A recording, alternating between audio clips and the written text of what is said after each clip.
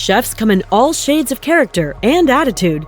Some are simply angelic and as easygoing as the wind, and then there's others who can hardly be moved even when it's for their own best. What do I mean? Well, let's simply say since the beginning of the cooking show, there have been a handful of not-so-well-behaved chefs. Indeed, Masterchef has seen its share of arrogant chefs, but Chrissy takes the cake. She's not just arrogant, she's downright mean, insensitive, and a bully. If we had to put up a prize for the meanest and most arrogant chefs in the Masterchef history, I bet we all know who will be crowned king or queen. Well, Chrissy surely didn't disappoint when it came to showing off her bad side. During this episode, after the red team lost their challenge, they were headed straight for the dreaded pressure test. But just before the drama kicked off, Chef Ramsay asked Savannah Sturgis who she thought the weakest link was. Take a wild guess. Well, she hesitated at first, but eventually named Chrissy. Chrissy. Then Brie was asked the same question, and she also pointed to Chrissy. Ouch, so much for being the weakest link. Then Ramsay dropped the real bomb. Only 4 members would face the pressure test, and the red team had to pick who got a free pass. With just 5 minutes to decide, the tension skyrocketed. Chrissy immediately started complaining about being singled out and basically how the world was against her. Brie, trying to keep things calm, told her not to take it personally, but Chrissy wasn't having any of that. Chrissy kept blaming Savannah, and when Savannah tried to defend herself, Chrissy went off, swearing up a storm. But Brie had enough and stood her ground, which pushed Chrissy over the edge. She actually threatened to punch Brie if she didn't shut up. Brie didn't back down though. Finally, the team decided to save Jordan Roots, meaning Luca, Brie, Savannah, and Chrissy had to face the pressure test. And this is where everyone was secretly, or not so secretly, hoping this would finally be the end of Chrissy's reign of terror. Talk about getting on everyone's nerves. But wait, the next contestant? You can say they rank high on the arrogance scale too. Now, we all know that mystery box challenges always bring surprises. But Season 6 threw a real curveball and the surprises were not what you'd ever expect. So, here's the drama. Derek got crowned Man of the Hour, and his perk was deciding who faced elimination. But of course, there was a twist. A TV dinner. Yep, they had to make the ever-popular and most convenient American meal option. The options? Turkey, meatloaf, or Salisbury steak, each one sporting a judge's face with a fake mustache. Because why not?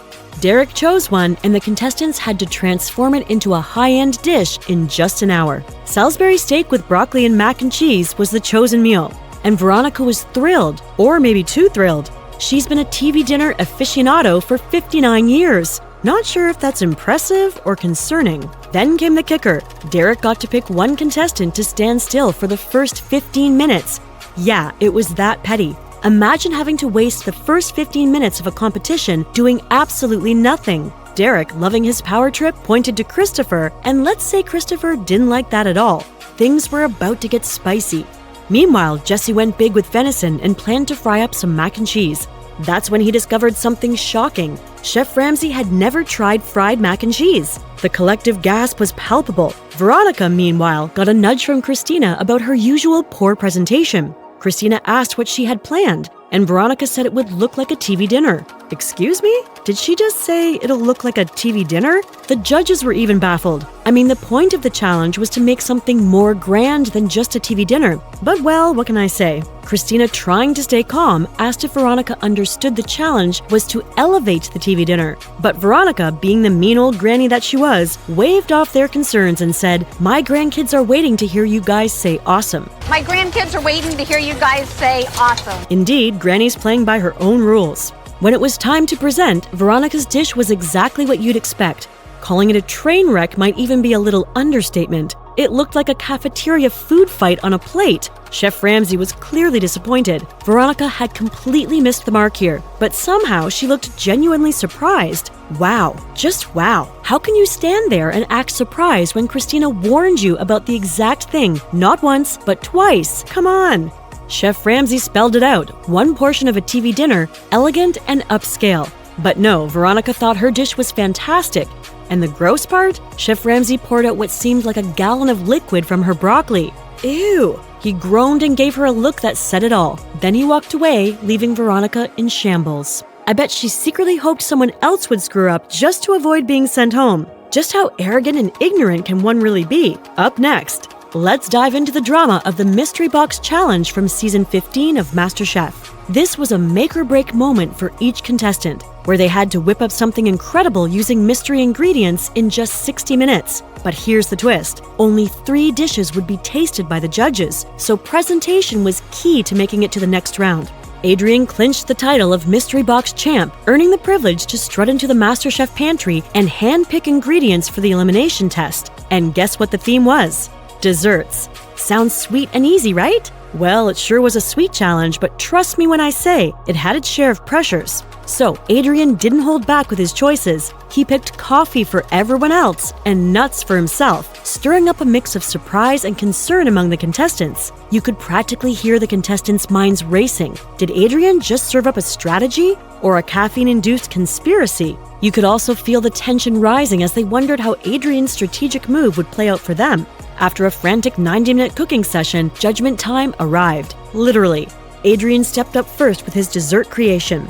Graham Elliott took the first bite, and the room held its breath. But Graham's reaction wasn't what Adrian hoped for. He seemed disappointed. Chef Gordon Ramsay didn't hold back either, pointing out where Adrian had missed the mark despite his advantage.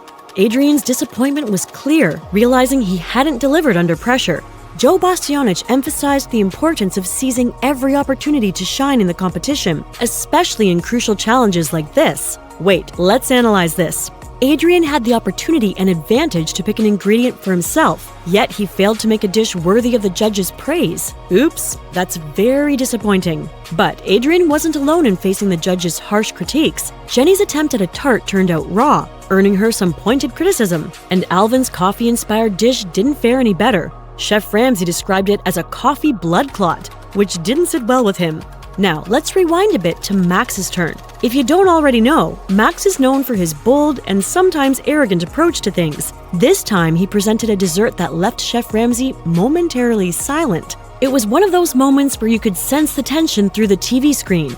Instead of immediately giving his verdict, Chef Ramsay asked Max to taste his own creation, adding to the suspense. Imagine having Chef Ramsay taste your food, then having no words to describe it and instead giving it back to you to taste. I bet we can all guess how it went. Yet Max, ever confident, stood by his dessert, smiling as if he had just served up a royal treat. But Chef Ramsay didn't mince words when he critiqued the dessert's flaws. At this level of competition, you would expect humility and the willingness to learn from mistakes. But unfortunately, these were qualities Max seemed to overlook in his pursuit of culinary greatness. Graham Elliott also had a taste, and let's just say his expressions told a story of their own. His disbelief and disappointment were so obvious. In fact, one word that best describes it is palpable. In the end, as Chef Ramsay delivered his final verdicts, the tension reached its peak. Jenny narrowly escaped elimination, while Alvin faced the toughest critique of all. His dish was deemed the worst of the night, sealing his fate of leaving the competition. As Alvin said his goodbyes gracefully, the other contestants took a moment to soak in the intense competition and their quest for culinary greatness. For them, sticking around another day meant learning from criticism, getting better at their craft, and pushing themselves harder in the kitchen. And guess who had another chance to stay in the competition? Yep, Max survived another day, but not without some intense criticism from Chef Ramsay.